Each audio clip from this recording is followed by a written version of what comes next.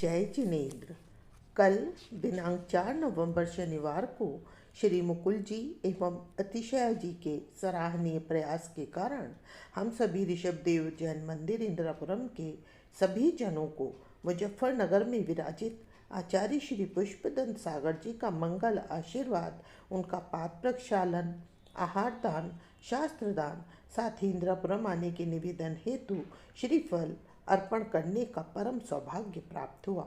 हम सभी की बस यही चाहना कि आचार्य श्री इंदिरापुरम आकर अपना आशीर्वाद दें, ताकि हमारे इंदिरापुरम की भूमि भी आचार्य श्री के चरण रज से पावन और मंगलमय बनी रहे। वापिस आते समय हमें तीर्थ क्षेत्र वैलना और साथ ही अतिशय क्षेत्र महलका जी के भी दर्शन करने का परम सौभाग्य प्राप्त हुआ। इसके लिए पुनः यात्रा प्रयोजक मुकुल जी और अतिशय जी को इतनी सुंदर और सुचारू व्यवस्था बनाए रखने हेतु बहुत बहुत अनुमोदना। आइए आप और हम सभी देखते हैं कल की कुछ क्लिप्स। आचार्य पुष्पदंत सागर जी महाराज जी के चरणों में त्रिबार नमोस्तु नमोस्तु नमोस्तु। महाराज श्री के दर्शनों का सौभाग्य इतने विशाल और सुंदर मंडप के नीचे हमें मिला, साथ ही उनके प्रवचनों का सुनने का भी परम सौभाग्य प्राप्त हुआ। वहाँ की जैन समाज ने खाने की बहुत ही सुंदर व्यवस्था कर रखी थी। साथ ही हम लोगों को सभी को बहुत मान सम्मान दिया, बहुत ही अपनापन लगा वहाँ पर जाकर। साथ ही वहाँ पर स्थित प्रेमपुरी जैन मंदिर में भगवान पार्श्वनाथ की प्रतिमा के दर्शन हुए, जिससे मन प्रसन्न हो गया। बहुत ही सुंदर से दर्शन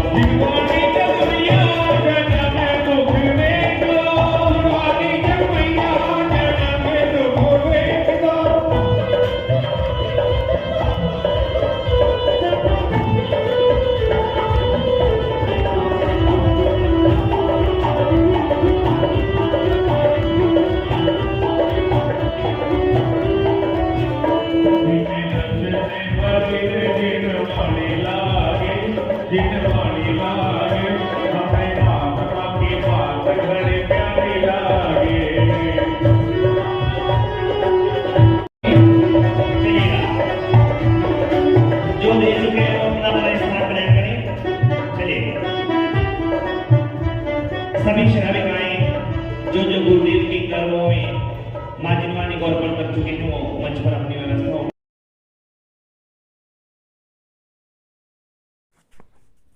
इसके पश्चात मुजफ्फरनगर के समीप ही है बहलना। वहाँ पर हम सभी गए। श्री 1008 पार्श्वनाथ दिगंबर जैन अतिशय क्षेत्र, जिसे बहलना जैन मंदिर के नाम से भी जाना जाता है, जैनियों के लिए एक प्रमुख ऐतिहासिक और धार्मिक स्थान है। मंदिर में भगवान पार्श्वनाथ की मुख्य प्रतिमा है। साथ ही पद्मासन मुद्रा में मान स्तंभ के सामने और बाहरी बगीचे में 31 फुट की विशाल प्रतिमा है। श्वेत पाषाण की 9 फण वाली मूल नायक भगवान पार्श्वनाथ की मूर्ति अति प्राचीन, अति सुंदर, अति गंभीर और अतिशय युक्त है। कहते हैं कि कुछ वर्ष पूर्व मंदिर में चोर घुस आए थे। उनमें से एक ने छत्र, चंवर, सिंहासन और अन्य कीमती सामान गठरी में बांध लिया। जब वह जाने लगा तो रास्ता नहीं मिला। रात भर वह बंद रहा। जब सुबह दरवाज़ा खोला, उसे पकड़ लिया गया। पूछने पर चोर ने बताया कि जब मैं सामान लेकर जाने लगा तो एकदम से दिखाई देना बंद हो गया, मैं निकल नहीं सका। उसने सभी के सामने भगवान से क्षमा याचना की, तभी आंखों की रोशनी वापस आई। मंदिर जी में भूगर्भ में चरण चिन्ह है जहाँ से प्रतिमा प्राप्त हुई। कुछ संतों का यह भी कहना है कि पूर्व में यह जरूर जिनालय रहा होगा और नीचे तल में अभी भी मूर्तियाँ जरूर विद्यमान होंगी, जो कि समय आने पर ही प्राप्त होंगी। वर्तमान में यह ध्यान केंद्र के रूप में है। एक सुंदर और भव्य मंदिर त्रिकालवर्ती 24 तीर्थंकरों का बना है, जहाँ पर दीवार पर नेमिनाथ भगवान की शादी के समय का वैराग्य, मुनि को आहार दान, साथ ही आचार्य मानतुंग जी द्वारा रचित भक्तांबर स्तोत्र की रचना के भाव चित्र बहुत ही सुंदर तरीके से उकेरे गए हैं। मंदिर में सब तरफ हरियाली है। भगवान के अभिषेक हेतु विशाल पांडुक शिला निर्मित है। प्रतिवर्ष भगवान पार्श्वनाथ का मोक्ष कल्याणक श्रावण शुक्ल सप्तमी का बड़े धूमधाम से मनाया जाता है। मंदिर जी के प्रांगण में बाल वाटिका है, जिसमें सुंदर फूलों के मध्य बच्चों के खेलने हेतु झूले भी है। यहाँ पर प्राकृतिक चिकित्सा योग शोध संस्थान का निर्माण भी किया गया है, जहाँ पर अनेक बीमारियों का उपचार योगासन, प्राणायाम, ध्यान, मिट्टी, जल, भाप, मसाज, एक्यूप्रेशर, चुंबक, पैरों और घुटनों की कसरत के साथ किया जाता है। सुंदर नौका विहार भी यहाँ की विशेषता है। भोजन हेतु भोजनालय व्यवस्था है। क्षेत्र पर यात्रियों की सुविधा हेतु कमरे व हॉल की व्यवस्था है। भोजन हेतु भोजनालय व्यवस्था है। क्षेत्र का वार्षिक मेला 2 अक्टूबर एवं पार्श्वनाथ निर्वाण महोत्सव के दिन होता है। आज का बड़ा ही सौभाग्यशाली और परम पावन मंगलकारी दिन, जो वैलना के दर्शन के पश्चात सभी का विचार बना कि महलका के दर्शन भी कर लिए जाएं। जी हाँ, मेरठ उत्तर प्रदेश की तहसील सरधना में महल का अतिशय क्षेत्र है। कहा जाता है कि ब्रिटिश शासन में 180 वर्ष पूर्व सरधना में बेगम सुमरु का राज्य था।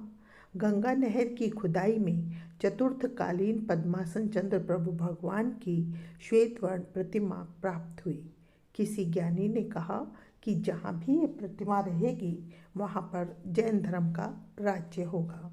बेगम ने जैनियों को बुलाकर प्रतिमा को बाहर ले जाने के लिए कहा।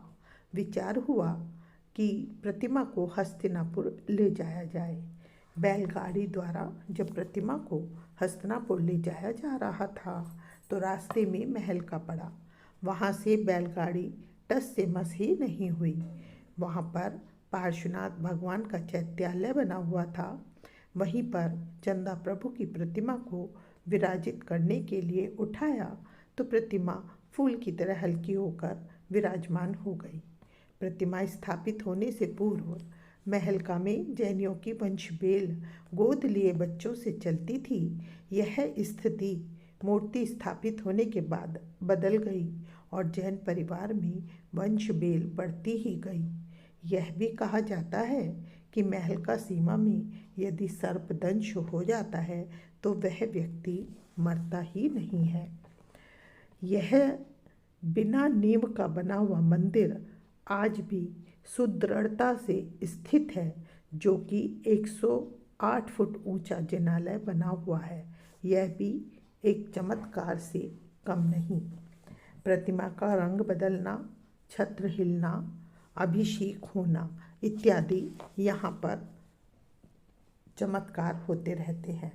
ऐसे चमत्कारी अतिशय क्षेत्र का दर्शन करने का सौभाग्य प्राप्त हुआ। एक बार फिर से श्री मुकुल जी एवं अतिशय जी को बहुत बहुत अनुमोदना एवं धन्यवाद, जिनके कारण इतनी सुंदर तरीके से यात्रा संपन्न हुई। लास्ट में बस 2 लाइन, जिंदगी है छोटी और दुनिया है बड़ी। जी हाँ, जिंदगी है छोटी और दुनिया है बड़ी, इसीलिए बस रुको नहीं, बस सफ़र करते ही रहो, बस यात्रा करते ही रहो, चलते रहो, चलते रहो। यही आशा कि आगे भी हम सब मिलकर इसी तरह पावन में यात्रा करते रहें। सभी का बहुत बहुत धन्यवाद। सभी को जय जिनेन्द्र।